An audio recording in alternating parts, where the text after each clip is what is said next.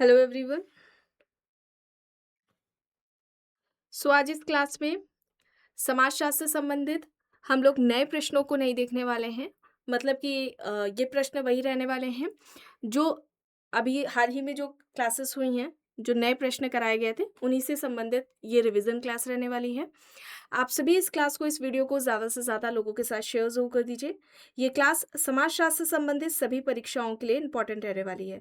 चाहे आपका पीजीटी का हो, नेट का एग्ज़ाम हो, जीआईसी एग्जाम हो, असिस्टेंट प्रोफेसर हो, सभी एग्जाम के लिए इंपॉर्टेंट रहने वाली है।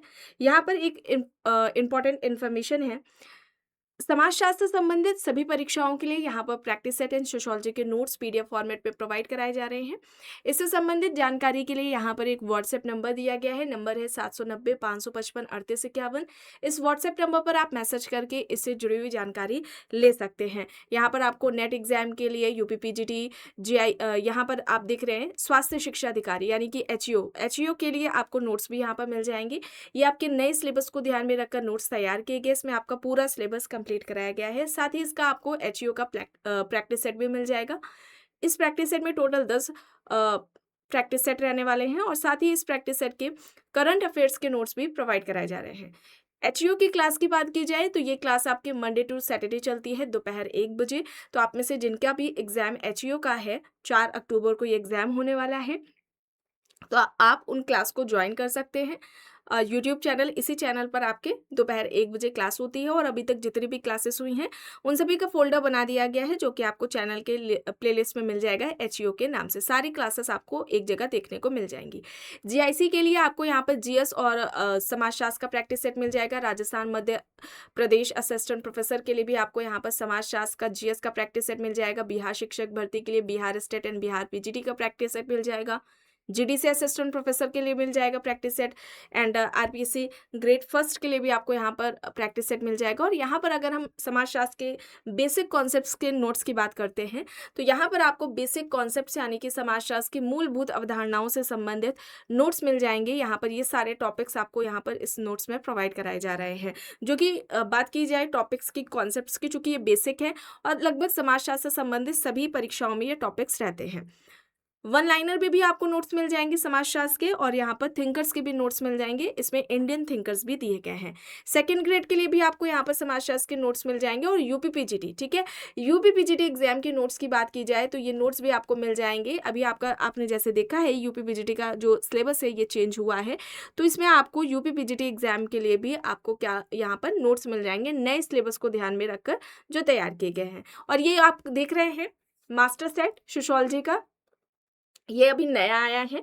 इसमें अभी हाल ही में जितने भी एग्जाम्स हुए हैं समाजशास्त्र से संबंधित, उन सभी के प्रैक्टिस सेट, ठीक है, उन सभी के जो पेपर्स हैं वो इसमें आपको यहाँ पर प्रोवाइड कराए गए हैं। सॉल्व है, ये आप देख रहे हैं सारे आपको यहाँ पर ये दिए गए हैं ना, ये सभी हैं। टोटल कितने हैं? 10 हैं। ये सभी एग्जाम्स के आपको यहाँ पर देखने को मिलेंगे सेट्स। तो यहाँ पर आप देख सकते हैं 1300 से ज़्यादा प्रश्न हैं। और कोई भी इससे जुड़ी हुई जानकारी चाहते हैं तो आप यहाँ पर देख रहे हैं व्हाट्सएप नंबर 790-555-3851। इस व्हाट्सएप नंबर पर आप मैसेज करके इससे जुड़ी हुई जानकारी ले सकते हैं। अब बस कुछ ही देर में बस क्लास शुरू होने वाली है। आप सभी इस क्लास को, इस वीडियो को ज़्यादा से ज़्यादा लोगों के साथ शेयर ज़रूर कर दीजिए। और जैसा कि आप सभी जानते हैं यूपीपीजीटी एग्जाम में आपका जीएस आ गया है ना, जीएस को लागू कर दिया गया है। तो जीएस की क्लासेस की बात की जाए तो जो आपकी एचईओ की क्लास हो रही है ना, जो एचईओ की क्लास हो रही है दोपहर 1 बजे मंडे टू सैटरडे चलती है, तो उसे आप ज्वाइन कर सकते हैं। क्योंकि जीएस का जो टॉपिक्स है ना, सिलेबस है वो कॉमन है, तो आप उन क्लासेस को ज्वाइन कर लीजिए।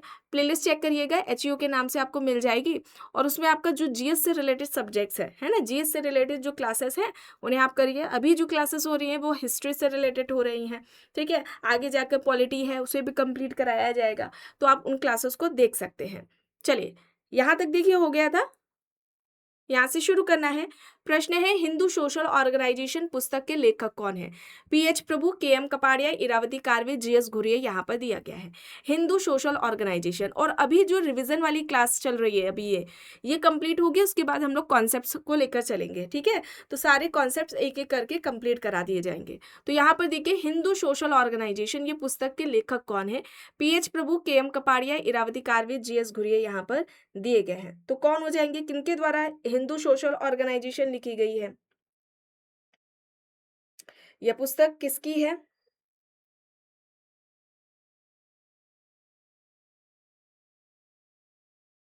हिंदू सोशल ऑर्गेनाइजेशन ये किसकी हो जाएगी? हिंदू सोशल ऑर्गेनाइजेशन किसकी हो जाएगी? पीएच प्रभु की। पीएच प्रभु, ऑप्शन ए आपका यहाँ पर राइट आंसर हो जाएगा। केवल सोशल ऑर्गेनाइजेशन आए, ठीक है, केवल सोशल ऑर्गेनाइजेशन आए तब वहां पर किसका नाम आएगा? ये किसकी पुस्तक है? हिंदू सोशल ऑर्गेनाइजेशन, ये कूले की है, सीएच कूले की है। कब आती है पुस्तक? 1909 में आती है, ये आप याद रखेंगे। हिंदू लग जाए हिंदू सोशल ऑर्गेनाइजेशन, तब पीएच प्रभु हो जाएगा। चलिए आगे देख लेते हैं। Marriage and family in India पुस्तक के लेखक कौन है? किसके द्वारा लिखी गई है? केएम कपाड़िया, इरावती कार्वे, लीला दुबे, एएम शाह यहाँ पर दिया गया है। किसकी हो जाएगी ये? Marriage and family in India.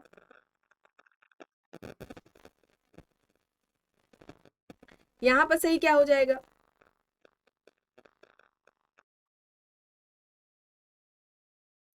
यहाँ पर राइट आंसर क्या हो जाएगा?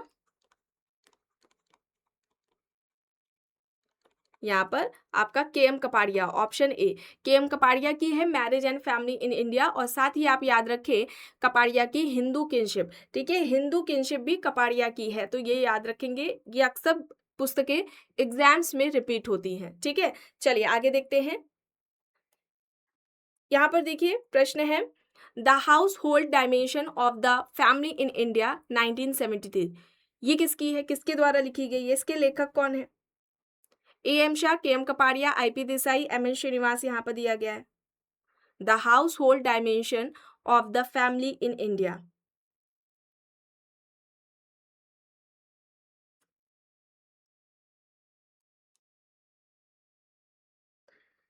तो यहाँ पर सही क्या हो जाएगा? यहाँ पर राइट आंसर क्या हो जाएगा? एएम शाह, ठीक है, एएम शाह हो जाएगा। ऑप्शन ए आपका यहाँ पर राइट आंसर हो जाएगा, द फैमिली इन इंडिया, ठीक है, द फैमिली इन इंडिया। ये भी इनकी पुस्तक है, द फैमिली इन इंडिया।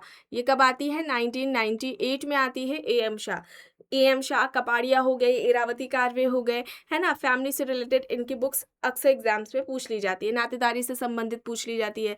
अब यहाँ पर देखिए कथन है कि संयुक्त परिवार को एक ऐसा संगठन जो समान चूल्हा, समान संपत्ति और समान पूजा से जुड़ा हो, किसने परिभाषित किया? Irawati Karve, K M Kapadia, I P Desai, Henry Maine यहाँ पर दिया गया है। संयुक्त परिवार एक ऐसा संगठन जो समान चूल्हा यानी कि समान रसोई घर, समान संपत्ति और समान पूजा से जुड़ा हो, किसने परिभाषित किया इस तरह से? तो यहाँ पर सही क्या होगा? यहाँ पर राइट आंसर क्या हो जाएगा? यहाँ पर राइट आंसर इरावती कार्वे हो जाएगा। इनकी संयुक्त परिवार, ज्वाइंट फैमिली से रिलेटेड ये परिभाषा इस तरह से अक्सर एग्जाम्स में पूछी जाती है ना। तो इसे आप याद रखेंगे। इनकी पुस्तकों की बात की जाए तो kinship organisation, kinship organisation in India, kinship organisation in India, ये आप याद रखें कब आती है? 1953 में आती है किनशिप ऑर्गेनाइजेशन इन इंडिया। इसके अलावा हिंदू सोसाइटी, ठीक है, हिंदू सोसाइटी ये आती है आपकी 1961 में। और एक आप याद रखें युगांता, ठीक है, युगांता, ये भी इनकी पुस्तक है। ये युगांता वाली शायद मुझे लग रहा है युगांता ये आपकी आई है ना, युगांता या युगांत करके थी। ये एग्जाम में अभी हाल ही में जो पीजीटी या जीआईसी जीडीसी का जो एग्जाम हुआ है उसमें ये पुस्तक आई है। एक ये युगांता है और एक और ऐसी है शायद अरविंद घोष की इसी नाम से कुछ है, मुझे अभी याद नहीं आ रहा, वो एग्जाम में पूछी गई है। चलिए अभी यहाँ पर देखिए भारत में घरेलू हिंसा से महिला संरक्षण अधिनियम किस वर्ष पारित किया गया था? 2005, 2006, 2000 में या फिर 2010 में पारित पूछा जा रहा है। है ना। भारत में घरेलू हिंसा से महिला संरक्षण जो अधिनियम है, यह किस वर्ष पारित किया गया था? तो पारित जब पूछा जाएगा तब क्या आएगा? तब 2005 आएगा। और जब लागू की पूछी जाए, है ना बात, जब लागू की बात आए तो उसमें एक वर्ष ऐड कर दे, 2006 हो जाएगा। ठीक है, चलिए आगे देखते हैं। समाजशास्त्र में पैट्रियार्की यानी कि पितृ सत्ता का क्या अर्थ है? महिलाओं का शासन, पुरुषों की प्रधानता वाली सामाजिक व्यवस्था जहां सत्ता पुरुष के हाथ में होती है, बुजुर्गों का सम्मान या फिर बच्चों का अधिकार। समाजशास्त्र में पितृ सत्ता का तात्पर्य क्या है? किसे कहा जाता है पितृ सत्ता? महिलाओं के शासन को हम मातृ सत्तात्मक कहते हैं, है ना। तो यहाँ पर बच्चों का अधिकार, बुजुर्गों का सम्मान नहीं होगा। पुरुषों की प्रधानता वाली सामाजिक व्यवस्था जहाँ पर सत्ता पुरुष के हाथ में होती है, उसे हम कहते हैं पितृ सत्तात्मक। तो यहाँ पर बी होगा आपका सही आंसर। चलिए अब यहाँ पर देखिए, द सेकंड सेक्स पुस्तक की लेखिका कौन है, जो नारीवाद की एक मूलभूत पुस्तक मानी जाती है? आप सभी जानते हैं द सेकंड सेक्स ये पुस्तक किसकी है? सिमोन द बुआ की। यहाँ पर आपका जो राइट आंसर होगा वो क्या होगा? ऑप्शन ए आपका यहाँ पर राइट आंसर हो जाएगा। चलिए अब यहाँ पर देखिए, पुस्तक दी गई है सेक्सुअल पॉलिटिक्स। ऑप्शन देख लीजिए, कैट मिलेट है, जूडिथ बटलर है, सिमोन द बोआ है, शुलामित फायरस्टोन यहाँ पर दिया गया है। सेक्सुअल पॉलिटिक्स ये किसकी हो जाएगी? ये किसकी हो जाएगी? कैट मिलेट की हो जाएगी, जो कि उग्र नारीवादी हैं, है ना। उग्र नारीवादी से जो नारीवाद से ये जुड़ी हुई हैं कैट मिलेट की है सेक्सुअल पॉलिटिक्स। जेंडर ट्रबल पुस्तक की लेखिका कौन है, जिन्होंने क्वीर थ्योरी को प्रभावित किया? Judith Butler, Kate Millett, bell hooks, Vandana Shiva यहाँ पर दी गई है। इंपॉर्टेंट पुस्तक है, अक्सर एग्जाम्स में पूछी जा रही है। जेंडर ट्रबल इस पुस्तक की लेखिका कौन है और इनका सिद्धांत रहा है क्वीर थ्योरी। तो यहाँ पर क्या होगा? यहाँ पर राइट आंसर क्या हो जाएगा? Judith Butler. ठीक है, जूडिथ बटलर होगा। ऑप्शन ए आपका यहाँ पर राइट आंसर हो जाएगा। भारत में महिला आंदोलनों के इतिहास को मुख्य रूप से कितने चरणों में बांटा जाता है? 3 चरण, 2 चरण, 5 या फिर इनमें से कोई भी नहीं?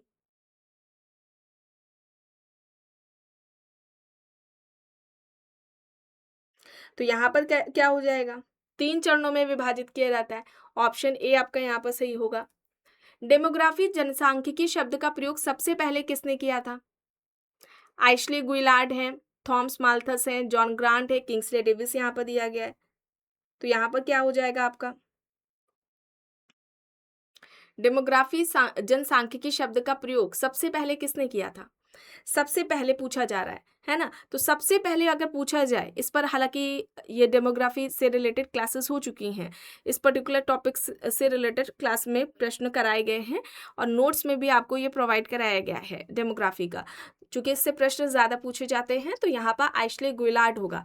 कब किया था? 1855 में। आपने एमए में सेमेस्टर में पढ़ा होगा। तो यहाँ पर क्या होगा? आइशले गुइलार्ड होगा। 1855 में इन्होंने जनसांख्यिकी यानी डेमोग्राफी शब्द का प्रयोग किया था। जॉन ग्रांट की बात की जाए तो उन्होंने 1862 में, है ना, 1862 में व्यवस्थित अध्ययन किया है या वर्णन किया है। व्यवस्थित अध्ययन या वर्णन की जब बात आए तब किसका नाम आएगा? जॉन ग्रांट का आएगा 1862 में। लेकिन अगर जनक की बात आती है ना, जनसांख्यिकी के जनक कौन है या सामाजिक जनांकिकी के जनक कौन है, तब नाम किसका आएगा? थॉमस माल्थस का आएगा। ठीक है, जनसंख्या निर्धारणवादी है। थॉमस माल्थस को क्या कहा जाता है? जनसंख्या निर्धारणवादी।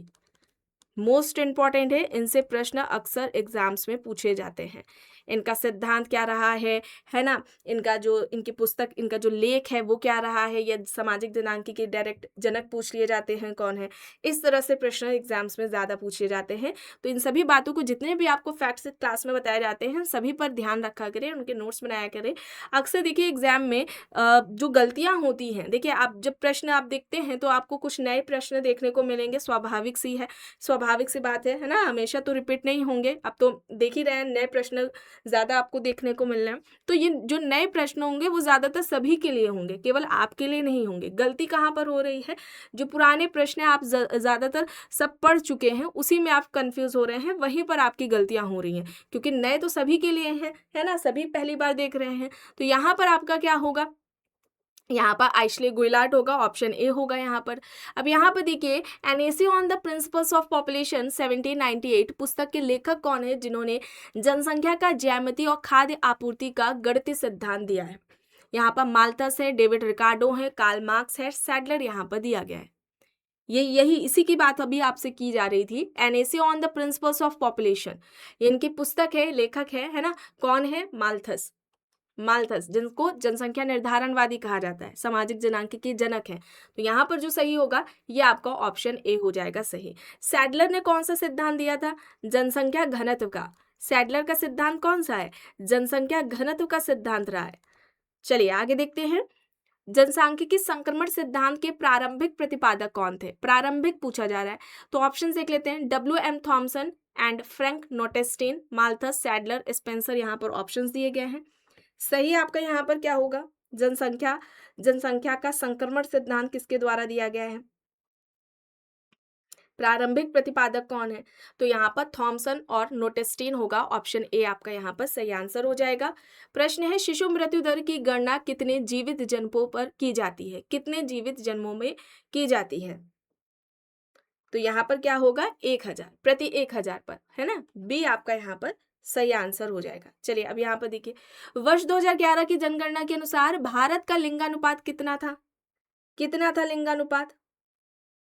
प्रति 1000 पुरुष पर महिला की संख्या कितनी रही थी? कितना है अनुपात? 943। तो यहाँ पर आपका क्या होगा? ऑप्शन ए हो जाएगा सही। ये अक्सर एग्जाम्स में पूछा जाता है। अब यहाँ पर देखिए, पुश एंड पुल फैक्टर्स यानी कि कर्षण और प्रतिकर्षण कारक मुख्य रूप से किससे संबंधित है? सामाजिक स्थिरीकरण से है, प्रवासन से है, विवाह से है, या फिर अपराध से है? पुश एंड पुल फैक्टर ये किससे जुड़ा हुआ है?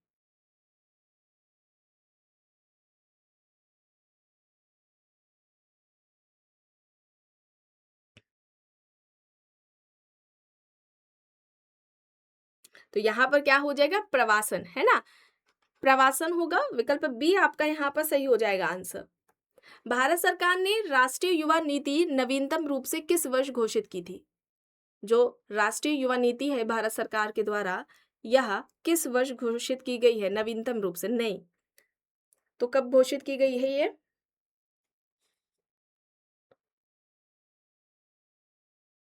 2014 में, है ना। 2014 ऑप्शन ए आपका यहाँ पर सही होगा। भारतीय संविधान का कौन सा अनुच्छेद है जो कि अस्पृश्यता के उन्मूलन से संबंधित है? अस्पृश्यता के उन्मूलन की बात हो रही है। कई बार ये रिपीट हुआ है, कई बार आप सभी जानते भी हैं, है ना। तो यहाँ पर अनुच्छेद आपका 17 हो जाएगा, अस्पृश्यता के अंत की बात करता है, विकल्प बी यहाँ पर आपका सही होगा। चलिए अब यहाँ पर देखिए, मंडल आयोग का गठन किस वर्ग के अधिकारों और आरक्षण की समीक्षा के लिए किया गया था? अनुसूचित जाति, अनुसूचित जनजाति, अन्य पिछड़ा वर्ग, अल्पसंख्यक वर्ग यहाँ पर दिया गया है। तो यहाँ पर सही क्या हो जाएगा?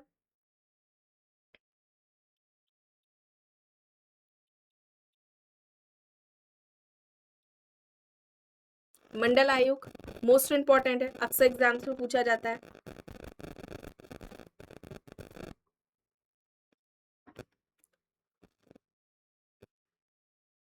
तो यहाँ पर सही क्या हो जाएगा? किससे संबंधित है मंडल आयोग? ओबीसी से, ठीक है। अन्य पिछड़ा वर्ग से संबंधित है, विकल्प सी, ठीक है। अगर हम मंडल आयोग की बात करें, ठीक है, मंडल आयोग की बात करें, चूंकि ये इंपॉर्टेंट है, अक्सर एग्जाम्स में इससे प्रश्न पूछे जाते हैं। मंडल आयोग की बात की जाए तो इसकी स्थापना कब होती है? 1 जनवरी, ठीक है, 1 जनवरी, ठीक है, 1979 में, ठीक है। जनता पार्टी की सरकार है, ये याद रखेंगे, जनता पार्टी की सरकार। प्रधानमंत्री तो आप याद रखें मोरारजी देसाई, इसे आप याद रखें। और इसका जो हम कह सकते हैं, ये जो मंडल आयोग है, ये क्या है? दूसरा पिछड़ा वर्ग आयोग है ना, दूसरा पिछड़ा वर्ग आयोग है, ये याद रखेंगे। इसने अपनी रिपोर्ट कब प्रस्तुत की थी? ये भी पूछा जा सकता है, रिपोर्ट कब प्रस्तुत की? तो ये याद रखेंगे 31 दिसंबर 1980 1980 में इसने अपनी रिपोर्ट दी थी। और इसने यहाँ पर क्या बोला गया, इन्होंने जो सिफारिशें पेश की थी, ये बताया कि जो ओबीसीज हैं, है ना, अन्य पिछड़ा वर्ग है, इनकी सरकारी नौकरियों और जो उच्च शैक्षिक संस्थान है उसमें 27% आरक्षण की बात की थी ओबीसी के लिए, है ना।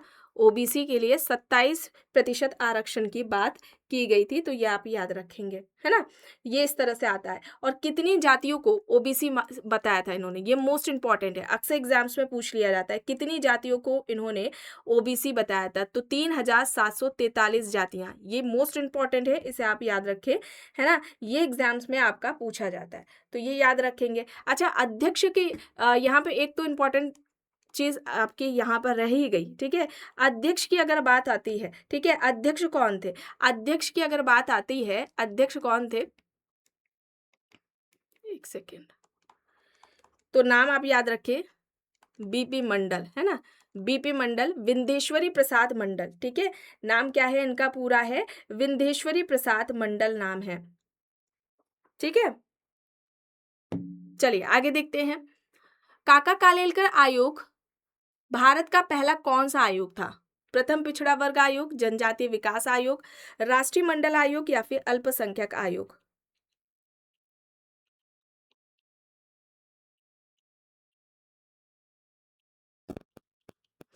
यहाँ पर बताइए क्या होगा। पहला पिछड़ा वर्ग आयोग था, जनजातीय विकास आयोग था, राष्ट्रीय महिला आयोग था या फिर अल्पसंख्यक आयोग? ये भी इंपॉर्टेंट है, अक्सर एग्जाम्स में पूछा जाता है। काका कालेलकर आयोग, काका कालेलकर आयोग की बात की जाए तो इसकी स्थापना कब होती है? 29 जनवरी, ठीक है, 29 जनवरी 1953 को, 29 जनवरी 1953 को इसकी स्थापना होती है, ठीक है। अच्छा, किस अनुच्छेद के तहत ये आप याद रखें, ये पहला पिछड़ा वर्ग आयोग है ना, पहले पिछड़े वर्ग आयोग से संबंधित है। इसका संबंध किससे है? प्रथम पिछड़ा वर्ग आयोग, प्रथम पिछड़ा वर्ग आयोग। मंडल आयोग दूसरा था, ये पहला पिछड़ा वर्ग आयोग है, ये याद रखें। इसका गठन, है ना, इसका गठन यानी कि जो काका कालेलकर आयोग का गठन है, ये किस अनुच्छेद के तहत किया गया है? तो ये याद रखेंगे, 340 अनुच्छेद के तहत इसका गठन किया गया था, इसकी स्थापना की गई थी काका कालेलकर आयोग की। कब की गई थी? 29 जनवरी 1953 को, ठीक है। और इन्होंने अपनी रिपोर्ट कब प्रस्तुत की थी? रिपोर्ट कब प्रस्तुत की? 30 मार्च, ठीक है, याद रखिए आप, 30 मार्च 1955, 30 मार्च 1955, ठीक है। और इन्होंने जाति को पिछड़ेपन का आधार माना था, ठीक है, जाति को पिछड़ेपन का, कास्ट को, जाति को पिछड़ेपन का, जाति को पिछड़ेपन का मुख्य आधार इन्होंने माना था, इसे आप याद रखेंगे, ठीक है। ये और यहाँ पर इन्होंने कितनी जातियों को, ठीक है, कितनी जातियां हैं जिनको ओबीसी माना था, ठीक है, ये भी इंपॉर्टेंट आता है।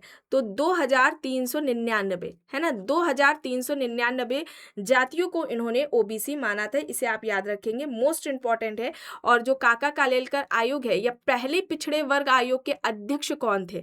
तो याद रखेंगे, पहले पिछड़े वर्ग आयोग के अध्यक्ष की जब बात आ रही है तो ये यही काका कालेलकर ही हैं, पहले पिछड़े वर्ग आयोग के, ठीक है। इन्हें काका कालेलकर आयोग इस तरह से भी जाना जाता है ना। तो पहले पिछड़े वर्ग आयोग के कौन थे? काका कालेलकर। और दूसरे पिछड़े वर्ग आयोग के कौन थे? बिंदेश्वरी प्रसाद मंडल। इन्होंने, काका कालेलकर आयोग ने कितना बताया था? ओबीसी कितनी है पिछड़ी जातियां? 2399। और यहाँ पर मंडल आयोग के द्वारा कितनी बताई गई थी? 3743, 27% आरक्षण की बात मंडल आयोग द्वारा की गई थी। अक्सर ये प्रतिशत आरक्षण वाला कितनी जातियों को किसने बताया है कि ये मतलब कि ओबीसीज हैं, और अध्यक्ष कौन थे, गठन कब हुआ था, इस तरह से प्रश्न अक्सर एग्जाम्स में पूछा जाता है। तो यहाँ पर प्रथम पिछड़ा वर्ग आयोग हो जाएगा, ऑप्शन ए आपका यहाँ पर सही होगा। चलिए अब यहाँ पर देखिए, प्रश्न है विकास के विस्थापन का क्या अर्थ है? प्राकृतिक आपदा से लोगों का पलायन। दूसरा ऑप्शन बी कह रहा है बांध, उद्योग, राजमार्ग आदि बड़ी विकास परियोजनाओं के कारण लोगों का अपनी जमीन से जबरन विस्थापन, स्वेच्छा से विदेश जाना, शहरीकरण यहाँ पर दिया गया है। विकास के विस्थापन का क्या अर्थ है? तो यहाँ पर सही क्या हो जाएगा? विकास के विस्थापन का अर्थ क्या है? बांध, उद्योग, राजमार्ग आदि बड़ी विकास परियोजनाओं की वजह से लोगों का अपनी जमीन से जबरन विस्थापन कर दिया जाता है ना? तो यहाँ पर क्या हो जाएगा? विकल्प बी हो जाएगा। यहाँ पर राइट आंसर आपका क्या होगा? ऑप्शन बी होगा। चलिए अब यहाँ पर देखिए, staying alive women ecology and development पुस्तक की लेखिका कौन है जो इको फेमिनिज्म से जुड़ी हुई हैं?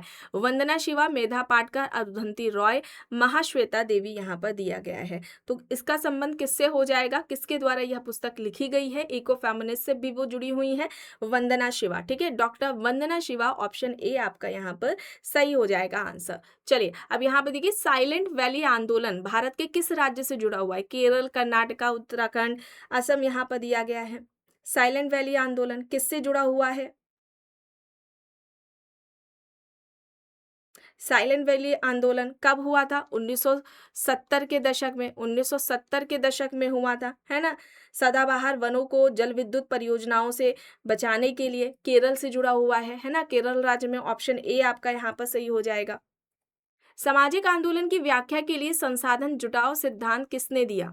जॉन मैकार्थी और मेयर जॉल्ट, एलन तोरेन है, निशो स्मेल्सर है, हर्बर्ट ब्लूमर है। सामाजिक आंदोलन की व्याख्या के लिए संसाधन जुटाओ जो सिद्धांत है वो किसके द्वारा दिया गया है? तो यहाँ पर मैकार्थी और मेयर जॉल्ट होगा, है ना? जॉन मैकार्थी और मेयर जॉल्ट, ऑप्शन ए आपका यहाँ पर सही होगा। आखिरी प्रश्न है, न्यू सोशल मूवमेंट, नए सामाजिक आंदोलन मुख्य रूप से किस पर केंद्रित होते हैं? ऑप्शन देखिए, पहला क्या कह रहा है? ऑप्शन ए केवल आर्थिक और वर्ग हित पर। दूसरा ऑप्शन बी कह रहा है जीवन की गुणवत्ता, पहचान, पर्यावरण और मानवाधिकार। ऑप्शन सी कह रहा है सरकार को गिराना, और डी धार्मिक रूढ़िवादिता। तो यहाँ पर आपका जो सही आंसर होगा वो क्या होगा? सही यहाँ पर होगा ऑप्शन बी, जीवन की गुणवत्ता, पहचान, पर्यावरण और मानवाधिकार, यानी कि बी आपका यहाँ पर राइट आंसर हो जाएगा। तो आज की इस क्लास में बस इतना ही। आई होप ये क्लास आपको पसंद आई होगी। अगर पसंद आई है तो प्लीज़ लाइक करिएगा, कमेंट करके ज़रूर बताइएगा। चैनल पर अगर आप नए हैं तो चैनल को भी ज़रूर सब्सक्राइब कर लीजिएगा, एंड इस वीडियो को जितना हो सके ज़्यादा से ज़्यादा लोगों के साथ शेयर भी ज़रूर करिएगा।